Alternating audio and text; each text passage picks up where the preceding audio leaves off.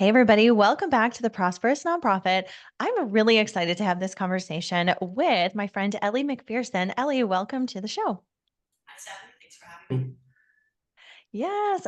So we've known each other for quite some time. I think we first connected it was like well over 10 years ago. We had an initial call, I think, when you were involved as a volunteer, I think, with an organization that I was working for. Is that right?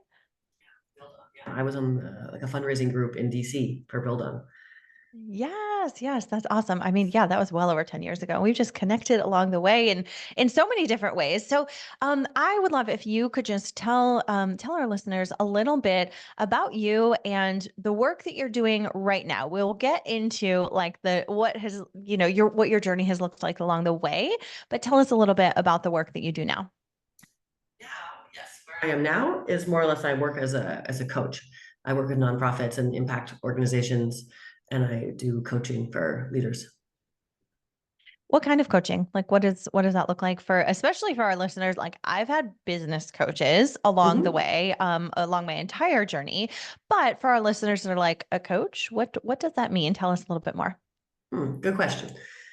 So my work in the impact space, I would say, it really depends on what the person is coming to coaching for. Sometimes they want to work on their confidence or public speaking. Sometimes they want to work on money mindset and how they approach money. Um, Sometimes it's just kind of like having that like sort of like second person to brainstorm and talk things through with, because a lot of the people I work with, they are running, like it's like them and the board. They have a couple employees, they're in an ED, they have a board. They can't, talk about everything with their spouse. It's sort of having that like objective third party so they can bring whatever is going on in terms of like making decisions or struggles with an employee. Like, what do we do with this employee that's not working out? um, Fear around what's happening with the organization or strategic stuff. Like, it really depends on the person. So sometimes we're like digging deep into a specific thing. Like, I want to work on my confidence. I want to get better at XYZ business related issue. So sometimes it's very like goal oriented to a thing. But then I have some clients who I meet with like bi-weekly, and I have been for several years. And sometimes they come with a specific challenge, and sometimes it's more just like, here's kind of like where I'm at, and kind of um, having that consistency, I would say, is really nice, because oftentimes I'll talk to somebody and we have a tendency to forget the progress that we've made. They'll be like, oh, I'm stuck in this thing again. Mhm. And I could say, hey, remember this thing 2 years ago? Like, this is how, like, look how far you've come, right? Or like, based on what you've already learned, how is this different, right? So kind of helping people pause sometimes and even Mhm. see the progress that they've made, or just take that pause as well. Like, especially in today's world, it's like next thing, next thing, next thing, and just Mhm. having that moment to kind of pause and reflect on, like, okay, well, if I was being intentional about this, like, how do I want to approach going into this conference, or how do I want to approach this year's budget season? And just having that time out to kind of really get clear on like the way that you want to be and how you run your organization in your life. Mhm. I think having a coach like that is so helpful because a lot of times I see nonprofit leaders, we don't have anybody else, right? Like you can't go to your board with some of these things, and you're not really going to go to your team, like people that report directly to you, and helping you think through that. So it's sort of having this third party that's outside of your organization, that can remind you of your progress, that can help you work through decisions and things like that is so, so helpful. And like I said, I've had business coaches that also definitely help on, personal stuff as well. But it's been so helpful and really has helped me. I don't know. Yeah, I think make decisions, get clarity on things. What have you seen like the results some of your clients have had that you've worked with that are, that I don't know, sort of are really transformational? What have you seen? And you don't have to name names or like give specifics, but like what are some of the transformations that you've seen? Um, just like thinking through some of my past clients.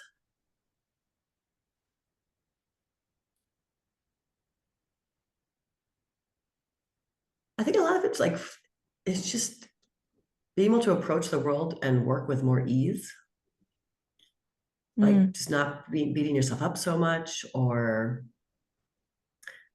A big one is saying no. Like I love helping people learn how to say no. That's Yes. a huge one. To say like, no, I don't want to take on this extra project. I don't want to maybe make my organization bigger than it is, or I need to say no to all these small things so I can say yes to the things that I actually want to do, right? Like I feel like there Hmm. can be a lot of pressure in the nonprofit space to kind of do more, do more, do more, right? And that Hmm. can take somebody away from kind of what maybe where they originally started out from, like what their initial mission was. Um, Hmm. so things like that. Yeah. Or just helping people kind of realize when they're getting caught in like the pattern of like I gotta do like I say this a lot in the nonprofit space. It's like I gotta do, and losing sight of like even why I'm doing it. Like what's the bigger picture here? Hmm. So I see as success when a client can learn to recognize their own patterns. Hmm. Like yeah, I'm coaching them in the context of that moment of that problem in the business, but that's just kind of like an entry point to bring more clarity to like the whole way in which they operate in the world, seeing their own patterns, learning how to make different choices. Like that's what I feel very successful when I see a client become more self-aware in that way. And that's something that they can then take forward to like everything they do, whether it's their business, their personal life, everything. Hmm.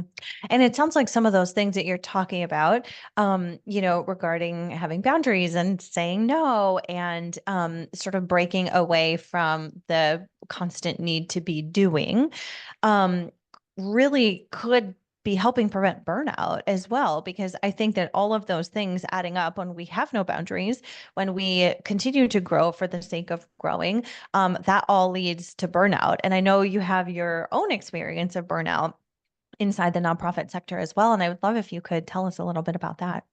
Yeah, I was just about to say that. Yeah, I burned out, so I know how that goes.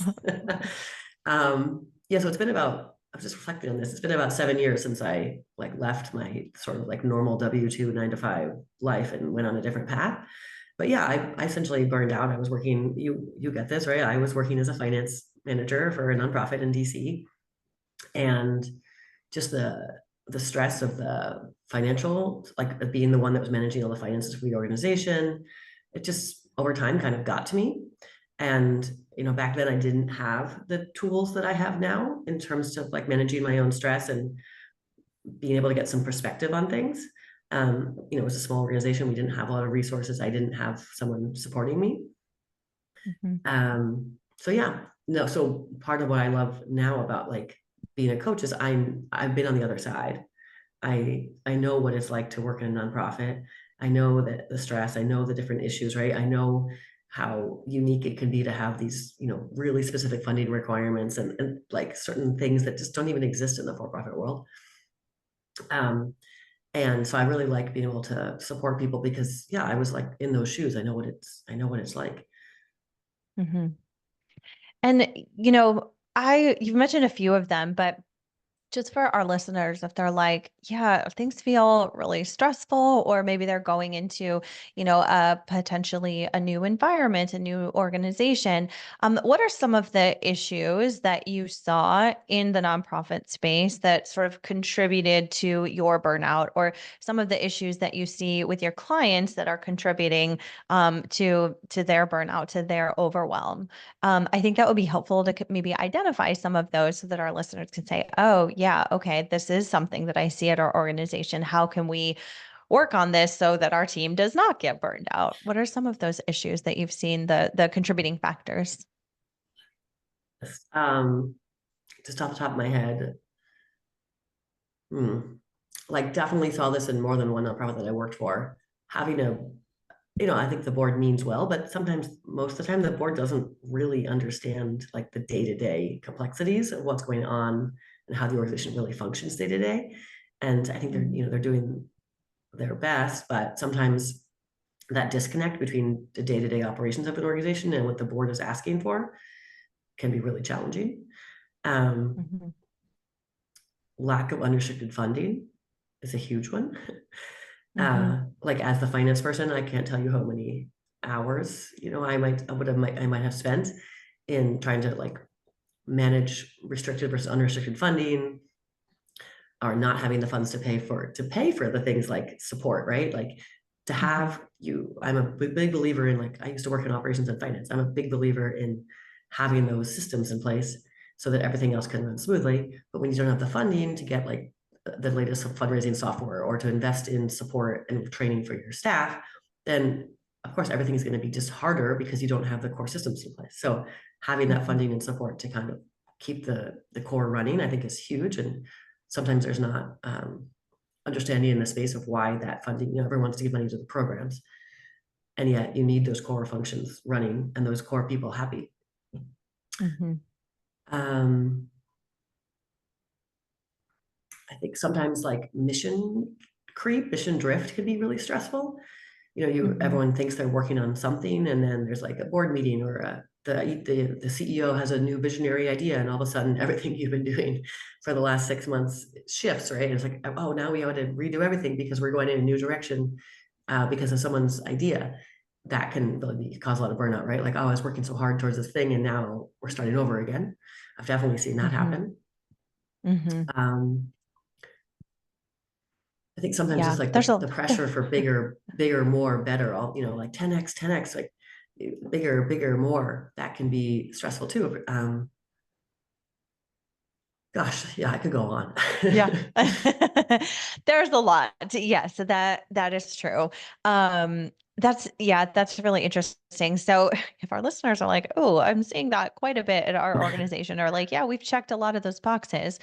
Yeah, maybe it's time to sort of think about some of those so that you can make sure that your team, your staff, yourself don't get burned out, because we can't do the work that we need to do if we are, operating on a shoestring of the energy that we could be bringing to the table. So the other thing I wanted to chat about, we were chatting a little bit about this before we started hitting record, is this sort of poverty mentality or not abundance, scarcity, not the opposite of abundance, scarcity mindset inside the nonprofit sector. And I would love if you could talk a little bit more about that, since I know that, money mindset is some of the work that you do with your clients as well. Like, what do you mean when you're talking about poverty mindset inside the nonprofit sector, and how do you help your clients sort of shift their mindset into, a more abundant mindset?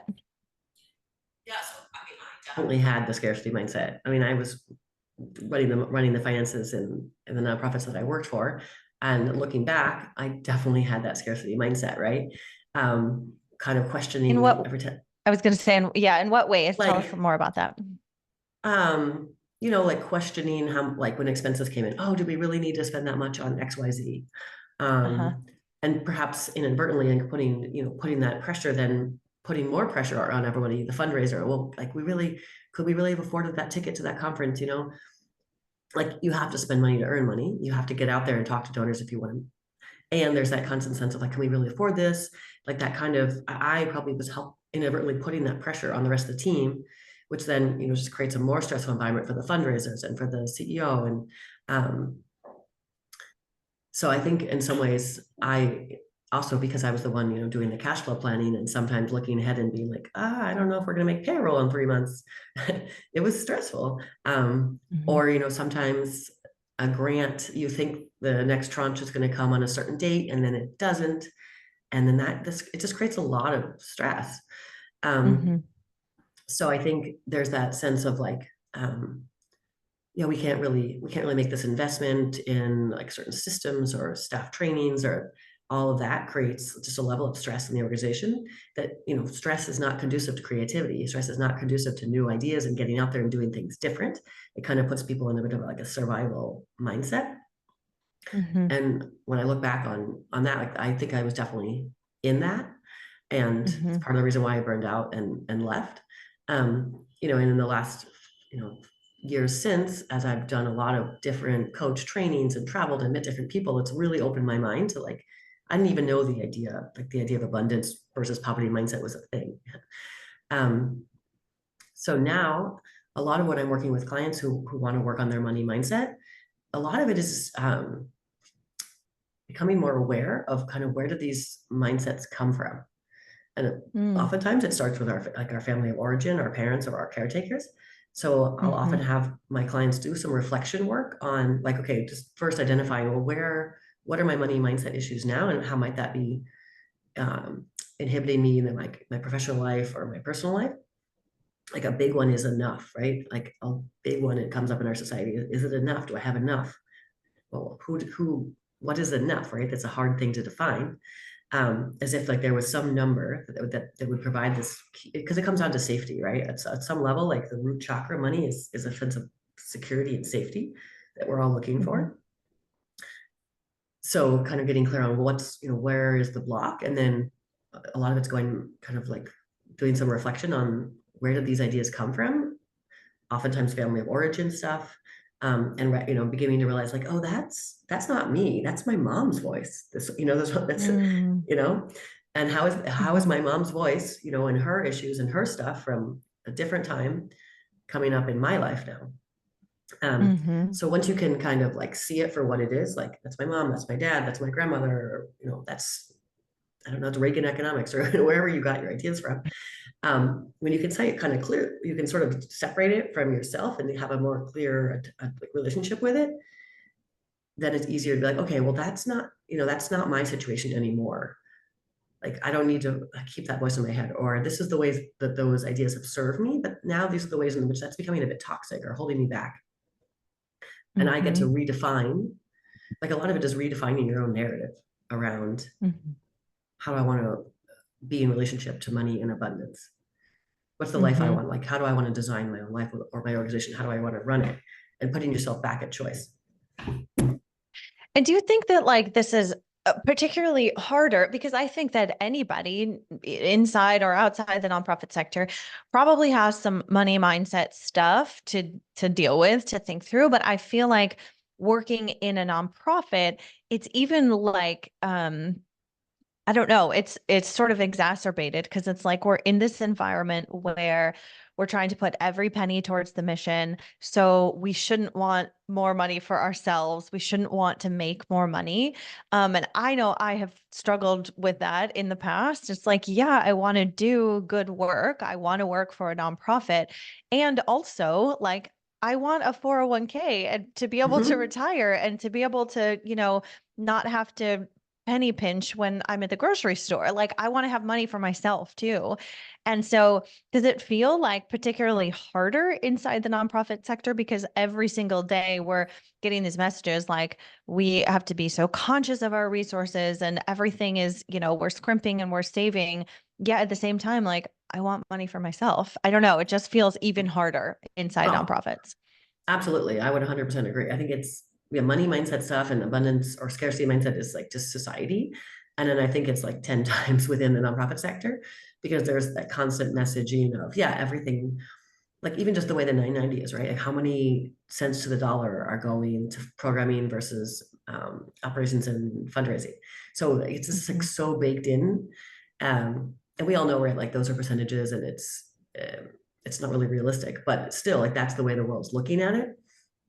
And so there is that mindset of everything should go to the programs. And then also like, I feel like there is a kind of at times like martyrdom, like toxicity that can happen. Like, oh, and that's some of what I work on with people is kind of like help them maybe realize like in some way, is that how, like, in some way, are you getting off or are you benefiting from holding on to that identity? Like identity is a big piece of what I work with people in coaching. And sometimes there's this identity piece, like, yes, and I've had to struggle with that coming out of the nonprofit sector and being a coach sometimes, like the identity of being in service, the identity of being like, oh, poor me, I can't afford nice things because I work for this mission-oriented organization. But at some point, like that becomes a bit toxic, like I get something by having that role of like the one who gives all the time, it gives me a sense of meaning, let's say, or purpose in my life that maybe somehow I'm not getting just on my own. And all of, being of service is great, but at some point, if you're kind of using that to avoid your own stuff, I don't think that creates a healthy situation at all. And I see that a fair amount in the service nonprofit industry. And I'm generalizing here, but in my experience, at least, the nonprofit sector has more women employees than other sectors. And I think this is also something that affects women more than men in general, that kind of like selfless, I need to be selfless, I need to give, that kind of mother martyr complex. But that can lead to a lot of resentment, a lot of, a lot of not so good things. So bringing some awareness to how that might be playing out in your own life or in the culture of your organization. And then flipping that to what you're saying, it's like, yeah, but I can make a good living for myself. I can do well, and I can do something that serves the world. Because younger people going into the nonprofit sector, if they're thinking, okay, I have to sacrifice to do good in the world, like what kind of inspiring message is that? Yeah, I've been thinking about this for a really long time because I think back to like the early days in my nonprofit career, and I saw the people that were not making very much money and wearing it almost as a, as a badge of honor, like a sense of pride. It's like, yeah, I make nothing, but like, look at this amazing work I'm doing. Yeah, I have an apartment with like 15 roommates, and it's good because like I'm doing this amazing work. And I'm like, I don't want that. Like, I don't want 15 roommates. I want to have a 401k with like some money in it. Like, and then I felt really guilty. I was like, oh, I'm not like a very good person, I guess, because I want money. Like, I want to be able to go on vacation and also, do good work. And so, yeah, it was almost this like sense of shame for me because I was like, I'm not good enough. Like, I'm not martyring myself enough because I, want to have a savings account. So yeah, it's really interesting. And do you think that like if overall as a sector, we just paid our people better? I mean, it would take a lot of change, right? There's a lot that would need to happen. But like if we just paid our people better, a normal wage, more than a living wage, a thriving wage, would some of this go away, do you think? Or no? I would hope so. But I don't think it's because there are nonprofits that pay really well, right? I mean, there's some that aren't, but there are some that pay very well. But some of it's also just in the culture. Like there's just in the culture, there is this idea like, oh, but if you're helping people, if you're a nurse, if you're a healer, if you're a helper, then should somehow be sacrificing. And Mhm. to me, I'm making like a bigger generalization here, but I think some of that goes back to just like patriarchy in general. Like Mhm. it's the women's, it's if there's like a woman's role to serve, to help, to kind of be at service to everybody, and that's sort of like a not as valued in terms of money role. So I think it's also like a larger societal issue of like what roles in society are valued. Mhm. We have some work to do. Like, okay, how do we fix this? This is exactly what I'm writing my book about. And every time I have a conversation, I'm like, and we got to talk about that. Like, we need a chapter about this. And oh my gosh, it's going like so much deeper.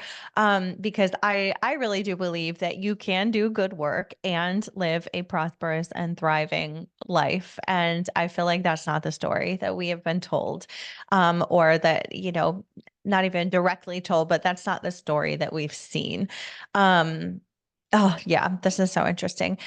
Um, how do you sort of balance the like woo-woo side of what you do with like you are a finance person. We have worked together directly on clients before. So I know you are also very like meticulous and detail oriented. And this is the work that you've done for a long time. So how do you sort of balance the woo-woo side of things with like the very practical, very logical, operational mind that I know you have?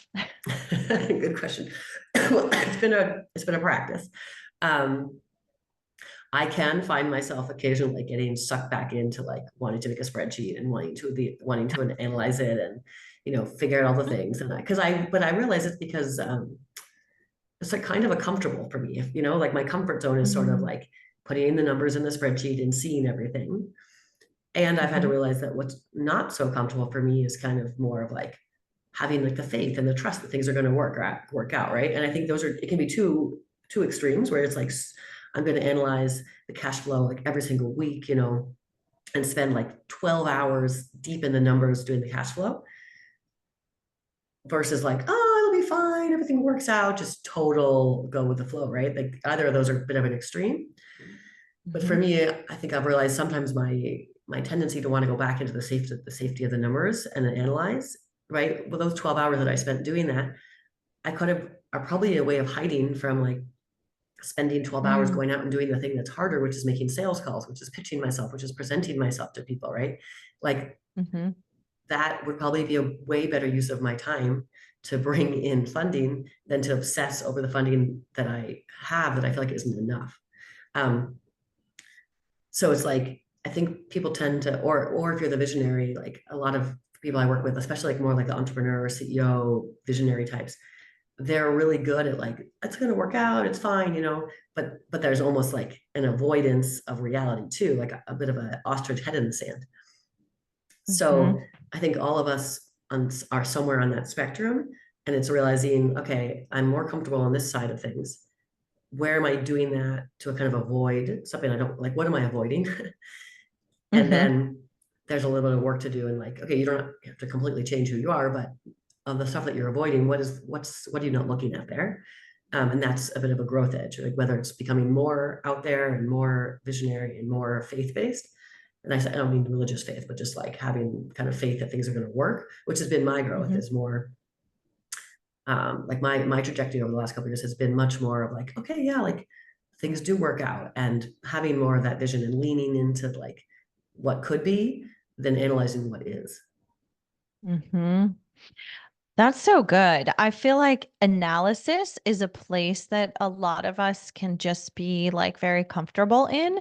And so when you were talking about, I think this is like a perfect example. I can think of so many examples in my own life where it's like, yeah, you're just head down in the analysis of a situation that you probably can't change at this point anyway, instead of just taking action towards that next best thing. And a lot of times, like you said, there's fear around that. There's fear around taking that action.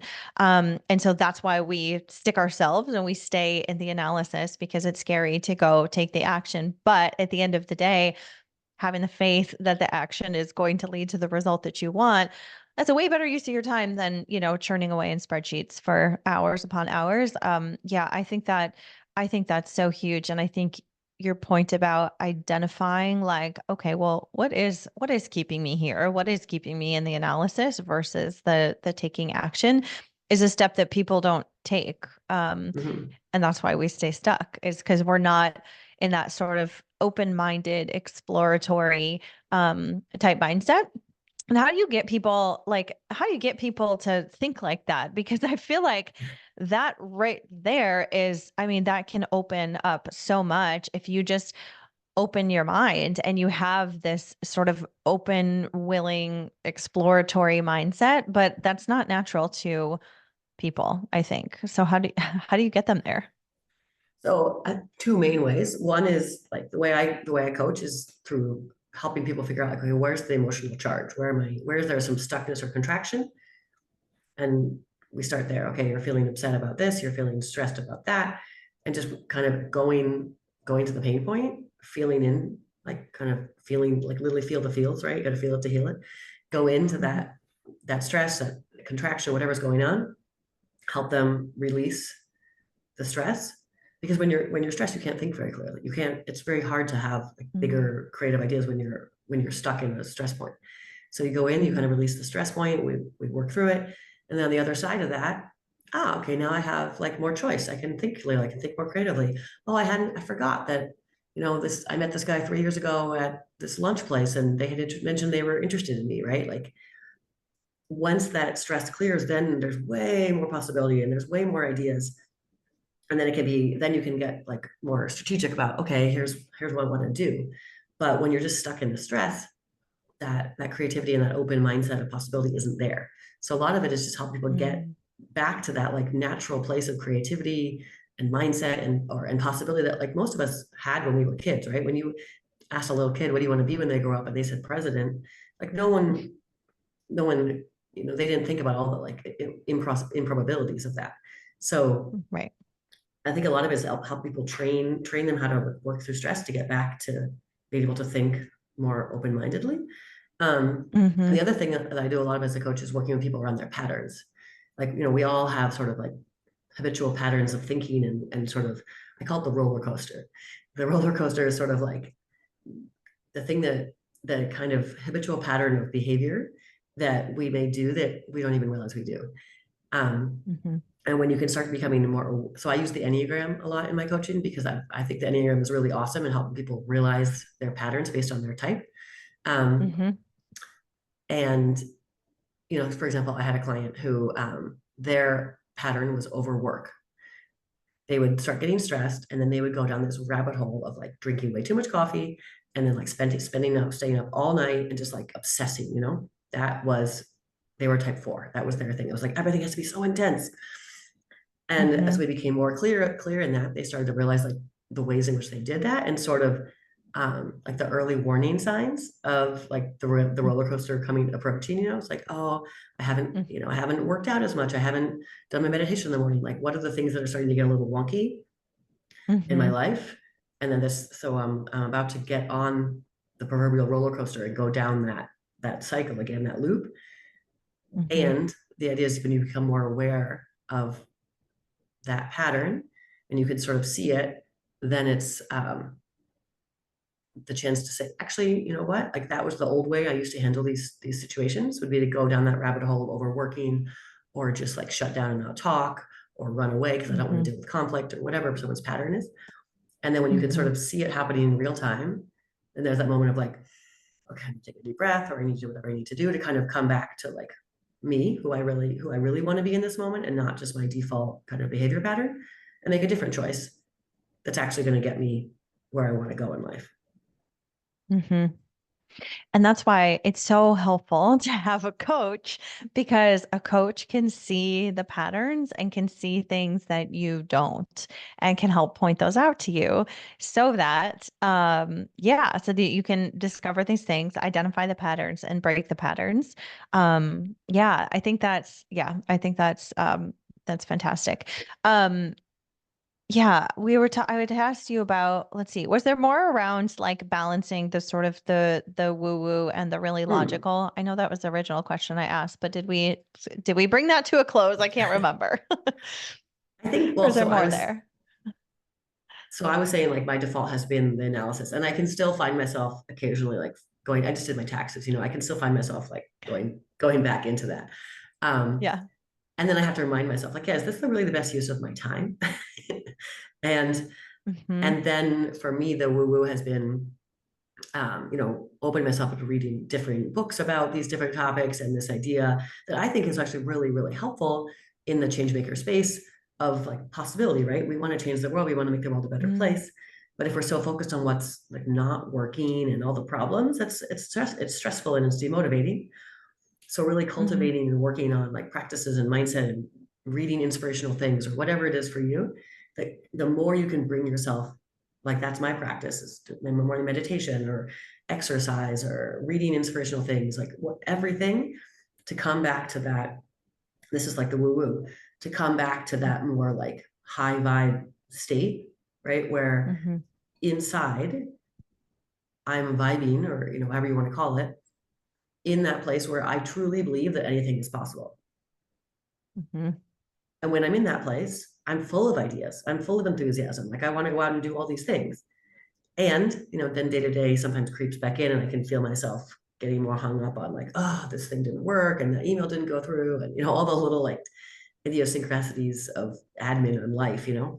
So my Mm-hmm. practice that I'm trying to work on is like, how do I keep bringing myself back, bringing my self back? Like, what are the daily practices?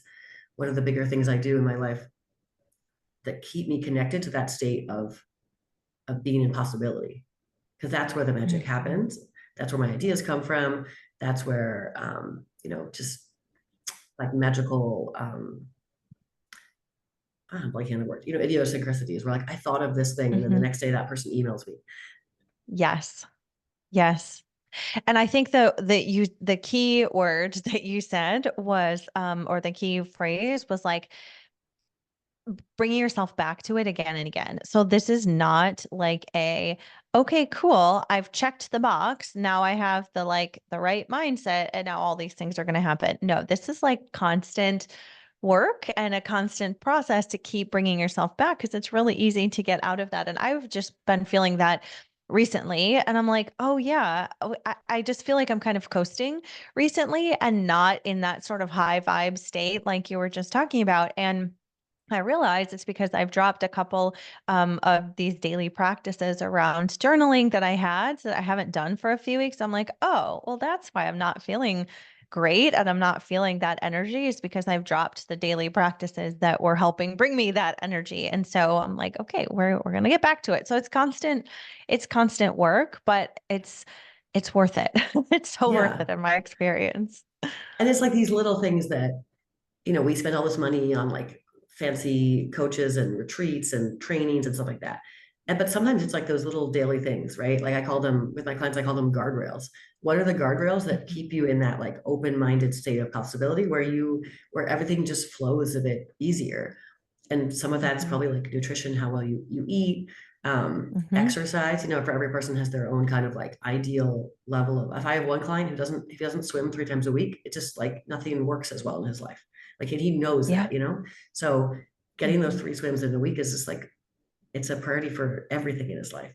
Mhm. For me, it's like doing my morning meditation, doing yoga, nature time. Some people it's reading the Bible in the morning. Each person kind of needs to figure out like what are the key practices, the amount of sleep that I have that kind of keep everything running on schedule. And Yeah. that's kind of like the daily practice. And then in addition, what are the things that kind of refill my cup? Like whether it's like a retreat or a vacation or um, reading different spiritual texts or I know, working with a coach, like what are those things that you can schedule on a more monthly or quarterly basis that give you that added boost of inspiration and excitement and like, yes, I want to keep doing this. Hmm. Yeah, exactly. And I love that you just listed off a bunch of different things, because it really does look so different for everyone. There's no formula for exactly what is going to give you that energy. It's different for everybody. Yeah, for me it's running, and it's running, and it's my journaling practice, and it's quiet time, which I don't have a lot of with two small children. And so I feel myself being like feeling really off if I'm on and with people from the moment I wake up to the moment I go to bed. Like I need time by myself, quiet, every single day, or things are not, yeah, I don't feel great. So yeah, it's different for everybody. Um, Before we wrap up, I have two more questions. One was, you mentioned books, and I read a lot. Are there any particular, and I know a lot of our listeners love our book recommendations. Yeah. Are there any books that you like swear by, live by, that you love and you recommend to everybody? Yeah, the book I was sort of thinking of actually as we were talking about the woo woo is this book called The Science of Creating Miracles, which I feel like should be Mm, required reading for nonprofit people because, um, you know, for the last couple of years, I've been learning more about what we call like the woo woo, right? And there's the science part of me that's like, oh, okay, manifestation, like I like the idea, but I wasn't like totally sold on it. But then I read yeah. this book, The Science of Creating Miracles, and it's by a neuroscientist, Dr. Larry Farwell. And that book kind of brought it all together for me because he talks about neuroscience, he talks about the nervous system, he talks about like quantum physics, and kind of brings it all together in this idea of like, when someone's really smart, they can explain things that are really difficult and make it sound simple. Like that's what he does in this Yeah. book. Um, so he brings together all these different concepts, really to this idea of like anything is possible. It might be statistically Mhm. improbable, but anything is possible.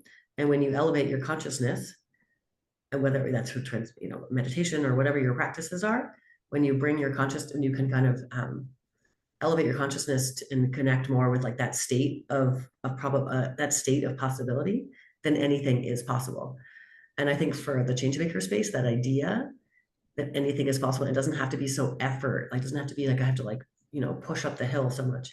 It's more like, can I create that internal state where anything is possible in my life, is really Mhm. powerful because it's like, oh, it doesn't have to be so hard. We don't have to be Mhm. constantly making like this idea of like this Goliath or David versus Goliath battle that kind of gets um, like glorified in the nonprofit space. Mhm. Yeah. Oh, I love that. I just looked up on Amazon and it's, yeah, The Science of Creating Miracles, Neuroscience, Quantum Physics, and Living the Life of Your Dreams is the subtitle. I love that. Mm. That's awesome because I've read some books about mindset and things that are very sciencey and I can't like I can't they I can't get into them honestly. It's too sciencey for me. So I'm excited to check this one out. Because I like the science behind it, but I can't get into a read that feels too much like a science textbook. Yeah, this is like from a scientist, but written in a very accessible way. Yeah, that's awesome. I need that. Fantastic. Well, I have added that to my reading list.